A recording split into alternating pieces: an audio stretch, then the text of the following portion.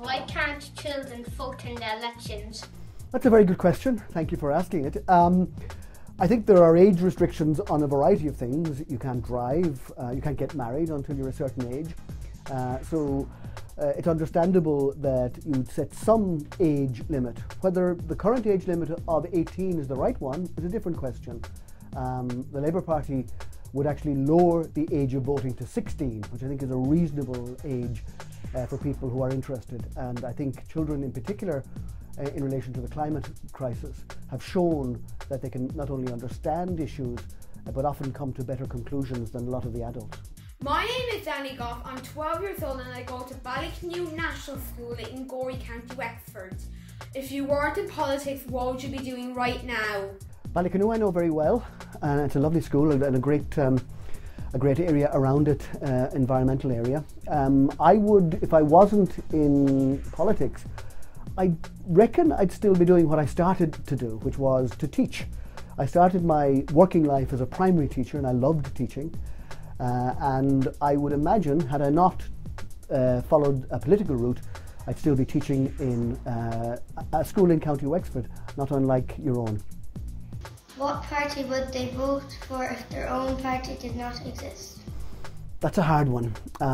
I've been so involved in the Labour Party and I'm so wedded to supporting the Labour Party, it's hard to think outside the box. But I suppose right now, I think climate is such an important issue that I would give a preference vote, and if there wasn't a Labour candidate, to the Green candidate. That would probably be my choice. What makes you different to other politicians? I let others normally make a judgment like that, because I don't think any of us are the best judge of ourselves. But I'll tell you what I try to do differently. I try to be absolutely honest and straight with people. And in this election, you find a lot of politicians saying they're going to do everything. And I have a very simple view of that. You can't spend the same euro twice. You can promise it twice, but you can't spend it twice. And I hope the clarity and honesty of my messaging over the years that I've been in politics, I hope it's something that makes me at least discernibly different from some others. I would also like to know what the leader's going to do about the trolley crisis. It's shocking, and I got a phone call only this week from a constituent of my own who was suffering from cancer and is on a trolley in a hospital. These are dreadful things. We need to fix that. So there's things we need to do immediately, and one of them is to get more nurses and doctors into our hospital system. And there's not enough there. We need to have more hospital beds.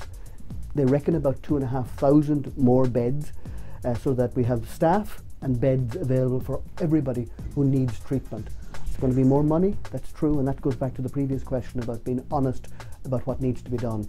Because if you can tinker around with the system, or you can try and sort a system. And I think all of us in politics are working very hard to have a good health service, but it will require a great deal of money and a great deal of concerted effort. I want to ask the leaders, what are they going to do about the homeless? I think that is something that really scandalises us all. We're all so upset, all of us, looking at young people, children sometimes, without a home of their own, and we need to fix that. So again, we need to build more homes. That's the simple message. And I want to build 80,000 more social houses and affordable houses for families, so that everybody who needs a house can have a house. Again, that's going to cost a lot of money. And I've set out how we would find 16 billion euros. Now that's an awful lot of money, but that's the sort of investment you need to make to solve this crisis. And once you build enough houses, you can continue building over the years to ensure that the crisis never arises again. What are your plans to fix and prevent climate change in the near future? Again, climate change is a real big issue, and it's a huge issue for young people, because you're going to live with the consequences of it when some of us who are a little bit older have passed on. So we need to start now, and it has to affect everything we do in life. It affects our homes. We need to heat our homes differently. We need to reduce the amount of carbon we produce heating our homes, and that means better insulation, moving away from oil and coal to different types of heating. We need to look at the way we transport ourselves around, move into electric cars and better public transport. We need to look at how we do agriculture and reduce methane gas emissions from our national herd, and Teagasc and other agencies are working very hard on that. And at a national level, we need to look at how we generate electricity, because we have to close down our coal and our oil-fired power stations.